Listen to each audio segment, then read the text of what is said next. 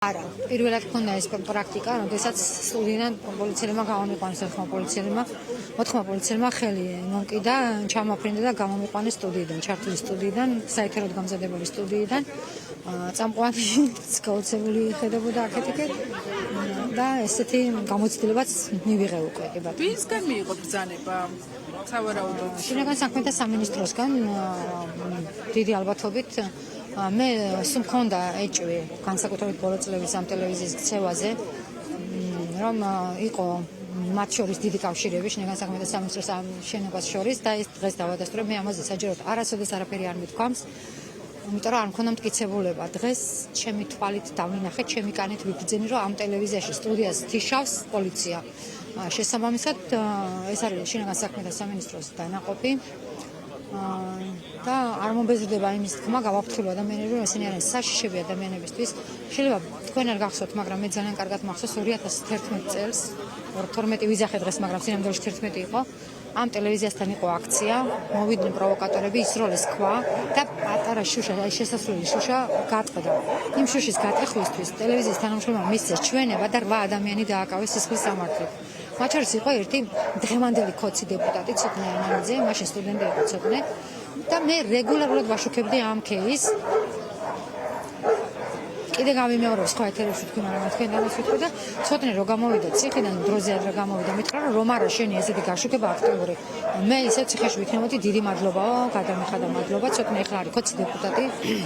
შემდეგ სულ ქოცი დეპუტატია, ეხლა ძალიან გაქოცდა და მე მიმართავ ცოტნეს. რაღაც პერიოდი ამ ტელევიზიის თანამშრომელიც იყო. ცოტნე, შენ ხარ კორუმპირებული კლანის რაღაცა დაჯგუფების წევრი, შენ აუცილებლად მოგიწევს პასუხისგება კანონის წინაშე იმ ცხოვრების წესისთვის, რასაც შენ როგორც შენ ცხოვრობ და დამიჯერე, მე კიდე ვიზრუნებ იმაზე, რომ შენი უფლებების დაცვა შევახსენო სხვა სუბიექტებს.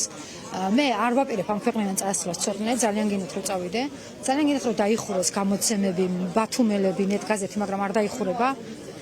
არ აგიხდება ცოტნე ეგოცნება. შენს კოლეგებს, სხვა კოლეგებსაც, ვინც დღე-დაღამე ბათუმელების ოფისში იყო, არც იმათ არ აუხდებათ ოცნება. კარგად გაიგონეთ. ეხლა აჭარის ტელევიზიას. პრინციპში არც ღირს ამ ხელა ყურადღების გამახვილება ცოტნე ანალიზზე, მაგრამ მაინც გულისხმობა მაქვს სადღაც და მაგიტომ ეტყობა. რაც შეეხება ახლა აჭარის ტელევიზიას, პოლიციამ როცა გამომიყვანა სტუდიიდან, მე ვუთხარი რომ წარმოუდგენელ რამეს აკეთებთ, თქვენ არ ღვევთ ახლა კანონს და კანონს და შეუძლებელია რომ მე ამას ვიტყვი თქო, რომ თქვენ სტუდიიდან გამომიყვანეთ თქო და ეს არის პირდაპირ დარღვევა, სიტყვასა და გამოხატვის თავის ტელევიზიის ფუნქციონირების ჩარევა. ტელევიზიის დირექტორის უთხრა თანამშრომლებს რომ ეთერში მიშვებენ თქო და ნუ გააკეთებთ ამას, თქვენ არ გაქვთ ამის უფლებამოსილი, წადით და უთხარით თქო რა, რომ გამოვიდნენ, მითხრა რომ არ მაძლევენ ეთერში თქო და გავალ და ვიტყვი თვითონ არ მომწეს ეთერი, არ მინდა თქვა რომ პოლიციამ არ მომცა ეთერი თქო. ამის შესახებ მოლაპარაკებები ცადეთ, ესე იგი, ვიდრე ჩვენთან პირდაპირ ეთერში ღიათ. კი, წავიდნენ რაღაც პერიოდის განმავლობაში ველოდებოდი ისე, მათ დაბრუნდნენ და მითხრა რომ არა ქალბატონო, უნდა დატოვოთ ტერიტორია. ნუ მეთქე ხა არ დავტოვებ ტერიტორიას, იმიტომ რომ წარმოუდგენელია ეხლა რომ ეს შენობა ასე ღიად გახდა პოლიციის დანაყოფი, არ ვტოვებ ტერიტორიას მეთქე, ამიტომ მომგიდეს და გამომაგდეს იძულებით. შეგნით იყვნენ ნირგვიანებიც, ისინიც რაღაც გარკვეული ცდელობა ჰქონდათ, ოდნავ მონდომება ჰქონდათ, რომ მოეკიდებინათ ჩემთვის ხელი, მე მათ შევახსენე, რომ ვიცი მათი მეთოდები, როგორ უსწორდებიან ადამიანებს და შეეძლოთ მეც იგივე მეთოდებით გამსწორებოდნენ, არ მქონდა პრობლემა. განცხადების შემდეგ სიმართლე გითხრათ გაჩერდნენ, შეჩერდნენ, ნიღბიანები აღარ გამყარდებიან, მაგრამ ნიღბის გარეშე პოლიციელებმა გამომაგდეს აჭარის ტელევიზია წოდებული შენობიდან. მე მინდა გავაფრთხილო ადამიანები, რომ ამ ლოგოს უფრთხილდნენ, იმიტომ რომ რა გვინდოდა ჩვენ დღეს აჭარის ტელევიზიასთან. ჩვენ დღეს აჭარის ტელევიზიასთან გვინდოდა ის, რომ ამ ტელევიზიის მიერ გადაღებული კადრებით, რომელიც არის ფაბრიკაცია, დაჩეხილი, მზია ამაღლობის წინააღმდეგ, ჩვენი დამფუძნებლის წინააღმდეგ დაიწყოს სისხლის სამართლებრივი დევა ბათუმის პოლიციის უფროსის მიმართ ძალადობაზე. ამ ტელევიზიამ შექმნა ეს ფაბრიკაცია. ამ ტელევიზიას ახასიათებს ადამიანების წინააღმდეგ ფაბრიკაციების შექმნა და ამის თქმა გვინდოდა. რატო აკეთებენ? მოახერხეთ?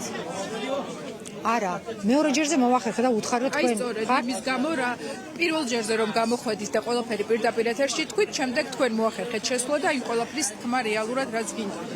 და ამ ტელევიზიის ფაბრიკაციით დააკავეს სიამაღლობელი და სულ მინდა იცოდნენ რომ ეს მე ვიცი და ამას მათ ყველგან სადაც არ უნდა იყვნენ როგორც არ უნდა იყვნენ ყველგან შევახსენებ და ყველგან დაუსაბუთებ რომ ისინი არიან დანაყოფები უბრალოდ არაცვიათ ფორმა შინაგან საქმეთა სამართლის დანაყოფი ძალიან დიდი